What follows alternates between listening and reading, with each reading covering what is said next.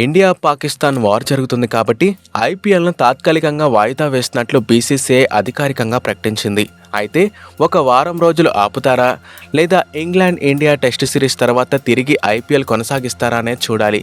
ఏదేమైనా కానీ దేశం కోసం ఈ నిర్ణయం తీసుకుంది బీసీసీఐ. పాయింట్స్ టేబుల్ చూసుకుంటే Rajasthan Royals, Sunrisers Hyderabad, Chennai Super Kings జట్లు ఈ సీజన్ నుండి ఇంటికి వెళ్ళిపోతున్నాయి.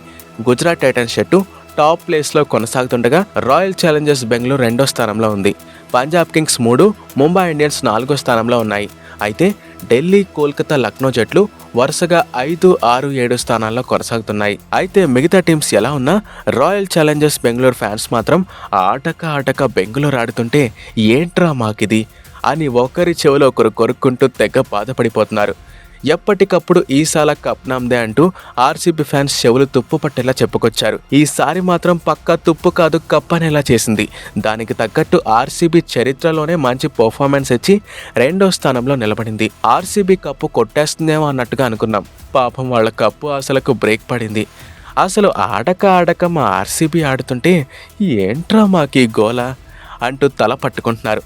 మరి ఇదే నిలకడగా ఆడుతున్న ఆర్సీబీ ఈ ఉద్రిక్తతల వల్ల బ్రేక్ పడింది కాబట్టి మళ్ళీ ఫామ్లోకి వస్తుందా అనేది చర్చించుకుంటున్నారు ఫ్యాన్స్. ఈసారి ఎలాగైనా కప్పు మాదే అంటూ ఫ్యాన్స్ కొంచెం ఆశలు రేపింది. అయితే ఇలా బ్రేక్ పడడం వల్ల మళ్ళీ ఆర్సీబీ తిరిగి పూర్వ వైభవం తెచ్చుకుంటుందా అనేది అదొక పెద్ద క్వశ్చన్ అని చెప్పొచ్చు. తాజా సమాచారం ప్రకారం ఇండియా ఇంగ్లాండ్ టెస్ట్ సిరీస్ తర్వాత మళ్ళీ స్టార్ట్ అవుద్దంటూ ఊహాగానాలు వినిపిస్తున్నాయి. మరి ఐపీఎల్ అంటే అన్ని దేశాల వారు ఈ టోర్నీలో పాల్గొంటారు కాబట్టి టీం మళ్ళీ అలాగే ఉంటుందా అంటే చెప్పలేని పరిస్థితి. అయితే ఈసారి కూడా ఆర్సీబీకి కప్పు కష్టమనే చెప్పాలి.